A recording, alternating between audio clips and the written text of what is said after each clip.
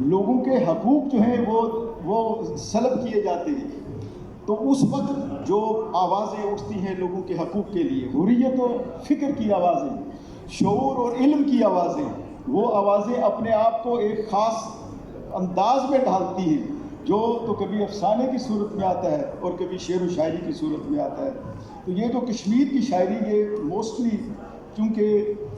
یہ جو یہاں پہ مثلا غلام مہجور ہیں، تو وہ کہتے ہیں کہ ایک دن آئے گا کہ کشمیر اہل مشرق کو بیدار کرے گا، ان کی شاعری یہ کہتی ہے۔ تو اسی طرح یہ للہ عارفہ ہے، تو وہ بھی جو معاشرے کا ظلم و جبر تھا، اس زمانے کا سماجی نظام تھا، اس کے خلاف ان کی جو بغاوت تھی، تو اس کے خلاف جو بغاوت کرتے ہوئے انہوں نے اپنا جو لباس، جو وہاں کا روایتی لباس تھا، اس کو انہوں نے اس کو چھوڑ دیا۔ تو وہ ان کا ایک شعر ہے جو اس کا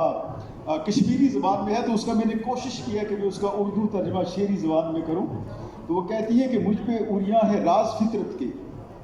مجھ پہ عریاں ہے راز فطرت کے، اب پہناوے فضول لگتے ہیں، روح کے زخم اتنے گہرے ہیں،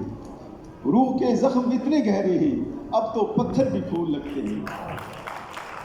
تو اسی طرح اگر آپ موجودہ جو ہمارے لوگ ہیں، تو اس میں ایک بڑی آواز نظامتی شاعری میں وہ پروفیسر نذیر انجم کی آواز ہے، سنا ہوگا آپ نے کہ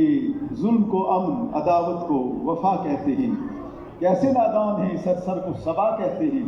اور میرے کشمیر ذرا جاگ کے کچھ چاہ پسند، غیر کو تیرے مقدر کا خدا کہتے ہیں۔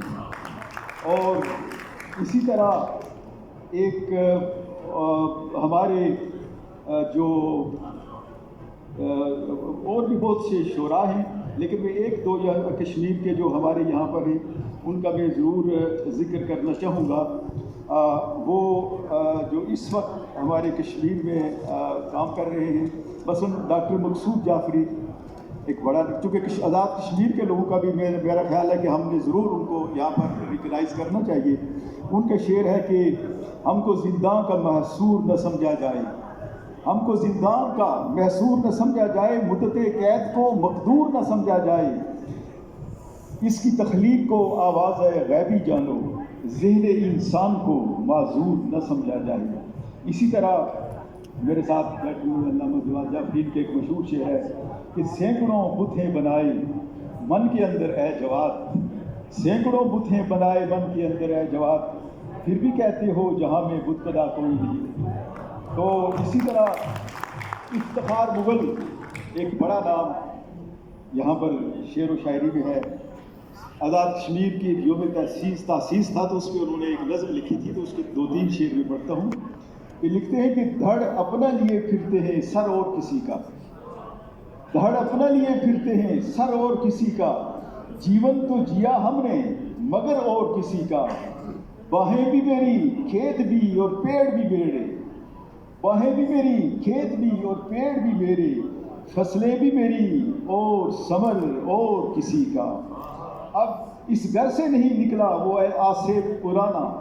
اس گھر سے نہیں نکلا وہ آسے پرانا، اب تک یہاں بستا ہے اصل اور کسی کا۔ تو اسی طرح جو زاہد کلیم یہاں کے